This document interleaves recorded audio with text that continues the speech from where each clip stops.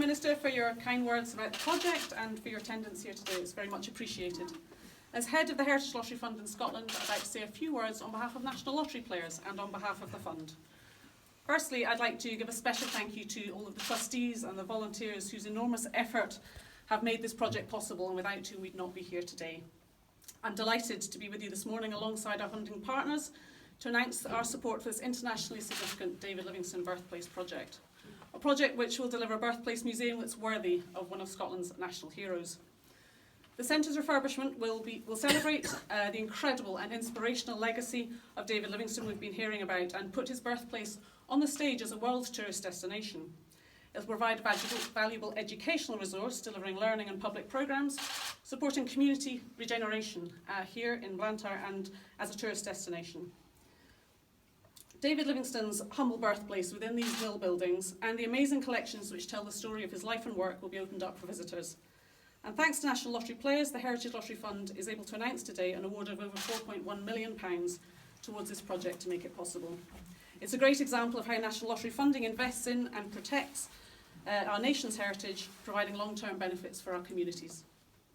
This funding will ensure that the birthplace of one of Scotland's pioneers of exploration and missionary endeavour will redevelop and grow and continue to provide understanding of his role in the history of Africa and in its people, and a legacy we see on ongoing relationships with African communities today. Since 1994, the Heritage Lottery Fund has distributed over £7.7 billion to over 42,000 projects across the UK, including £835 million here in Scotland to over 4,000 projects. Investing in projects that transform and sustain the UK's heritage, making a lasting difference for communities, for heritage and for people. As the Minister said, 2017 is Scotland's Year of History, Heritage and Archaeology, and as a key partner in this themed year, the Heritage Lottery Fund is delighted to be able to support projects such as this one, which are exemplary in their approach and engage more people with the heritage on their doorstep. To celebrate the year, we've invested a further £850,000 to support communities across Scotland through a dedicated grants programme, Stories, Stones and Bones, which encourages Scotland's communities to dig deeper into their past and to find out more about their local history and their customs and traditions. It's been a fantastic opportunity to open the door to those that don't normally get involved in their heritage, particularly young people, and to let them see what it has to offer. It is, after all, their heritage, it's in their hands, and it is their legacy.